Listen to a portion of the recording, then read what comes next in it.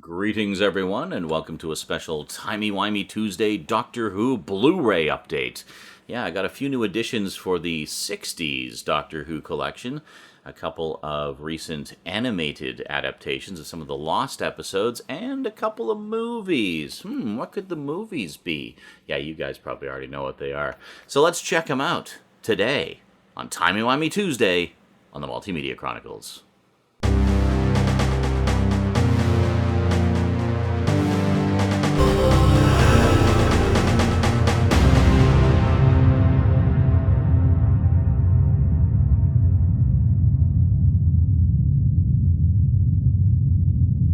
Welcome back. All right, so first up, we got the special edition of Power of the Daleks, the second Doctor's debut story.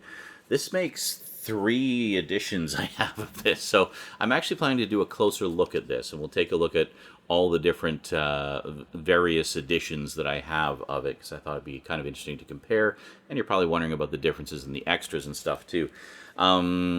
Long and the short version is basically this one, they went back to the drawing board, as it were, and fixed a lot of issues with the animation that they had, and improved a lot of things. Sometimes redid entire scenes and stuff like that, and absolutely loaded it up with extras. So even if you're not particularly, we're perfectly happy with the old version, which was fine, to be fair, this version looks a little more in tune with the other animated adaptations. So they did a lot of improvements to the animation. I watched this as soon as it came in. I couldn't wait. It was just great.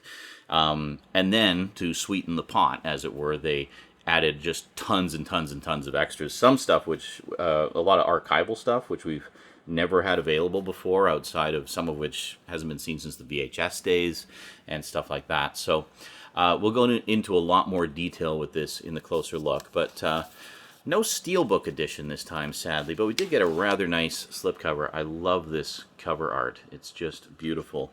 And then inside, we actually have the Region 2 style DVD cover design, which is pretty cool. It's actually, I think it's a reversible cover. Yeah, it's a reversible cover.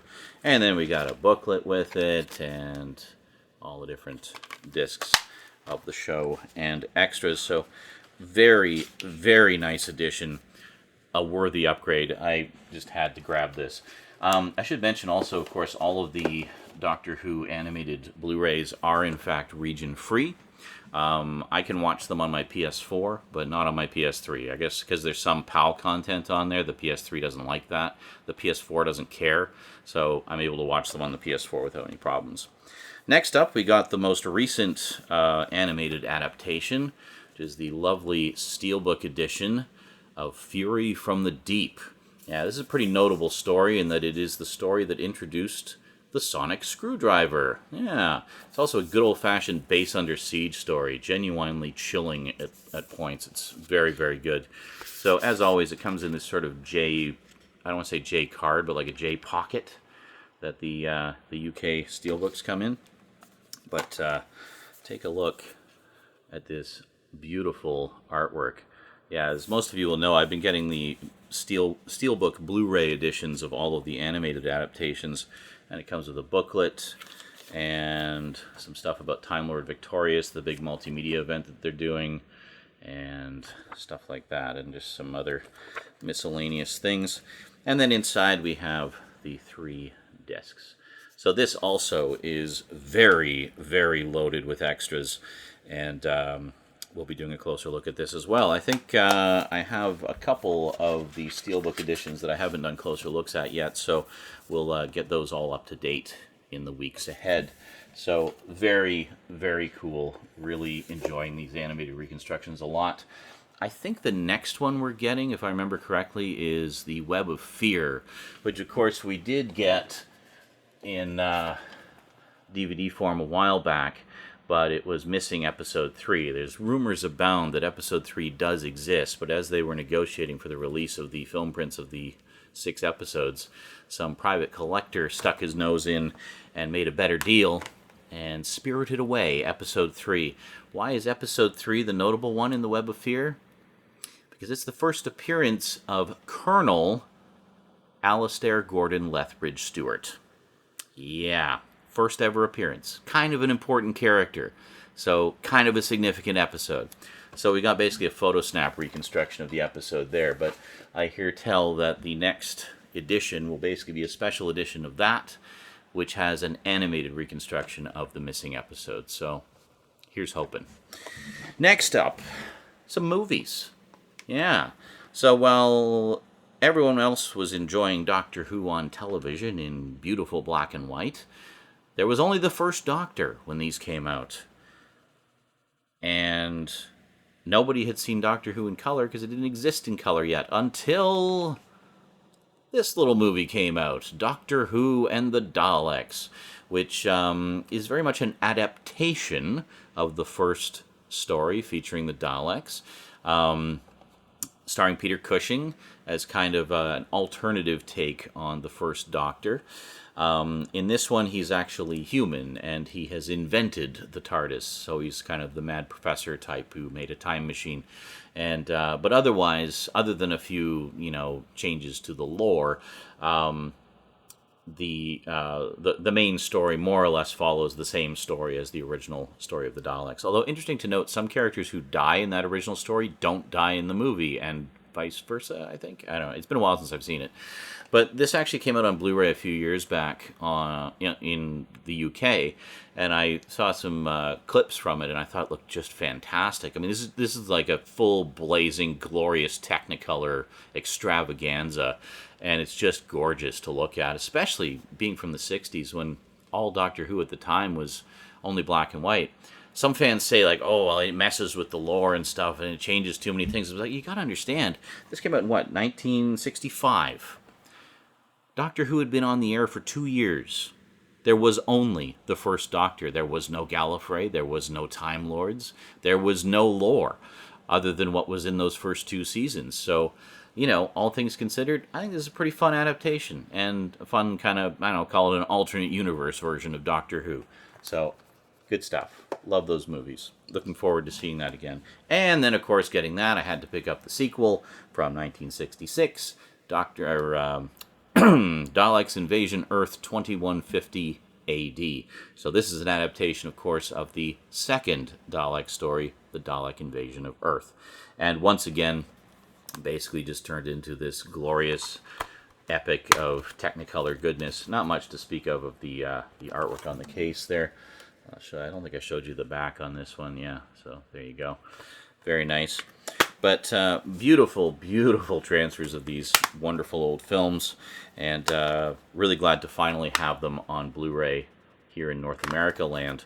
So, yeah, looking forward to checking those out again. I haven't seen them in years, and I think the last time I saw them was just on good old standard def TV. So, yeah, I kept meaning to buy they had a double feature DVD set for a good number of years, and I just kept waffling on it and just never got around to picking it up, and I'm kind of glad I did now, because now I've got these beautiful Blu-rays. Is there any extras on here? Oh yeah, there's actually a bunch of extras on here. Both of them have Dalek Mania, which is a 57-minute documentary. I remember seeing that on VHS many, many years ago. Both of them have audio commentaries on them, with writer, film critic, film historian Kim Newman, screenwriter, author, film historian Robert Shearman, and actor, writer, filmmaker Mark Gatiss, who, of course, does a lot of stuff with the new series.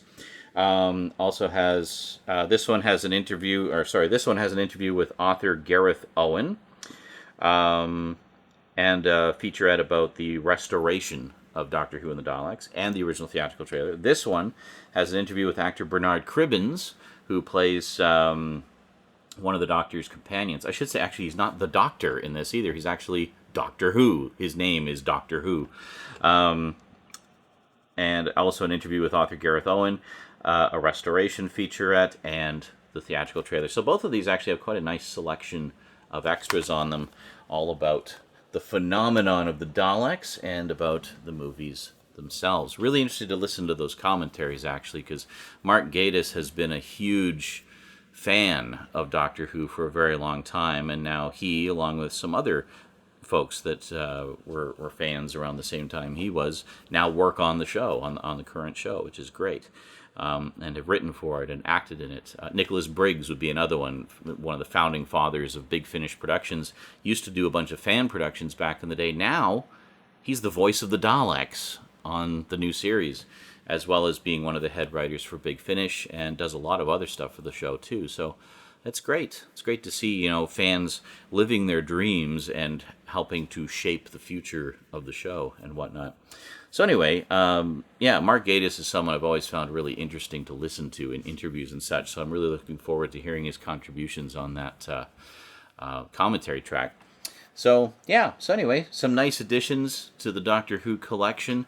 Definitely some goodies and some rarities and some treasures. And so look forward to some closer looks of the latest of the animated ones. I've got a few others planned for you as well, such as we'll take a closer look at the latest batch of season sets. There's a couple more season sets on their way, actually. We're getting We're getting season 8 of Jon Pertwee. So it's his second season.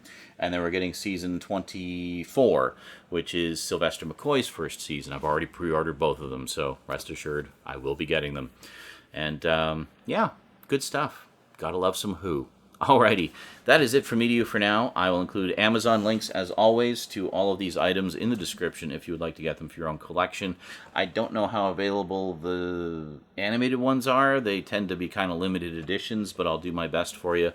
If you see Amazon links there, then you'll know I found them for you. As always, thank you to those of you who use my Amazon links, because it does help to support the show. So thank you very much. And thank you for watching. And big thanks to my Patreon sponsors, which also helps to support the show. And be sure to catch me on Twitch. I stream just about every day, and I will see you next time. Until then, thanks for watching, and sayonara.